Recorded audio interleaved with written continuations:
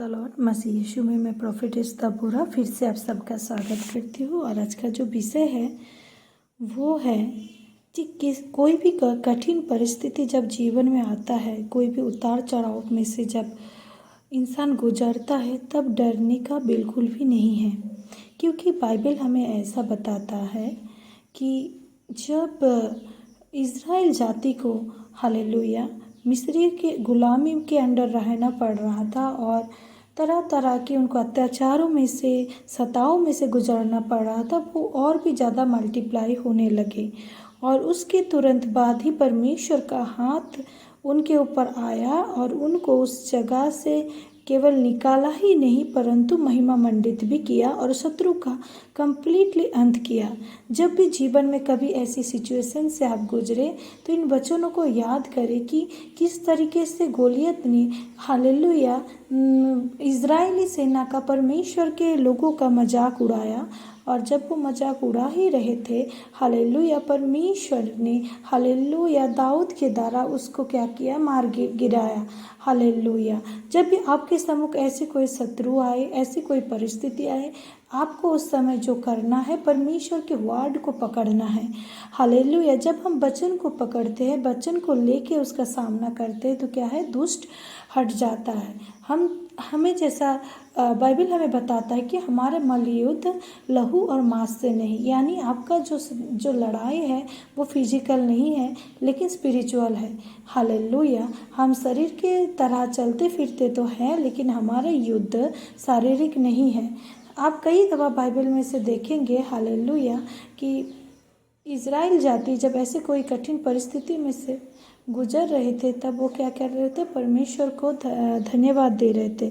और परमेश्वर को धन्यवाद देते ही क्या हुआ, परमेश्वर ने उनके ओर से पलटा लिया। जब आपके सम्मुख ऐसे कोई परिस्थिति आए तो ज़रूरी है आप परमेश्वर के निकट आइए, अपने आप को समर्पित कीजिए।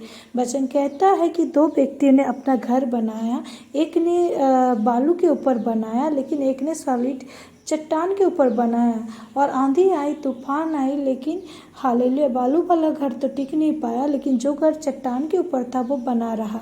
हालेलुया। जब हम परमेश्वर के वचन के ऊपर अपना फाउंडेशन को रखेंगे, हम परमेश्वर से राइट वे में कनेक्ट रहेंगे, परिस्थिति कैसी भी आए हम क्या होंगे, फल लाएंगे। हालेलुया।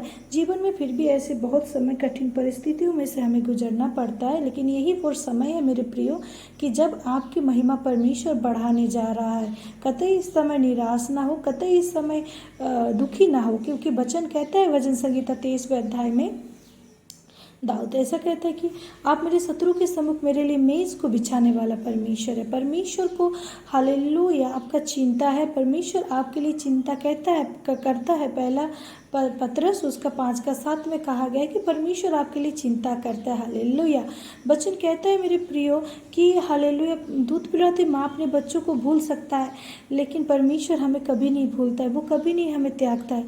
तो जब कभी जीवन में कठिन परिस्थिति में आए, कोई सूखापन आपके जीवन में आए या फिर कोई ऐसी घबराहट भरी सिचुएशन से आप गुजरे, जरूरी है कि परमेश्वर को थाम ले, क्योंकि जब ऐसी कोई परिस्थिति आया है, बाइबल हमें ऐसा बताती है कि तब क्या हुआ, इज़राइली लोग परमेश्वर के निकट आए, आराधना कर रहे थे, गाना गा रहे थे। जबकि आम नज़रिए से अगर देखें तो ये बेवकूफ़ी भरा काम था, लेकिन ये एक स्पिरिचुअल वार है। और यही बात बाइबल दिखाती है कि जब उन्होंने वर्शिप किया, उन्होंने परमेश्वर को धन्यवाद किया, क्या किया, परमेश्वर ने उनके ओर से शत्रुओं का नाश किया। हालेलुया। हालेलुया। जब भी आपके जीवन में से कोई कठिन परिस्थिति आए, लोग आपका मजाक उड़ाए, लोग आपके सिचुएशन को ना समझ के आपको नीचा दिखाए, तब समझ लीजिएगा आपका समय आ गया है, परमेश्वर आपको महिमा मंडित करने जा रहे हैं। प्रभु इन वचनों के द्वारा आप में से सबों को ब्लेस्ड करे। Praise the Lord. जय मसीह की।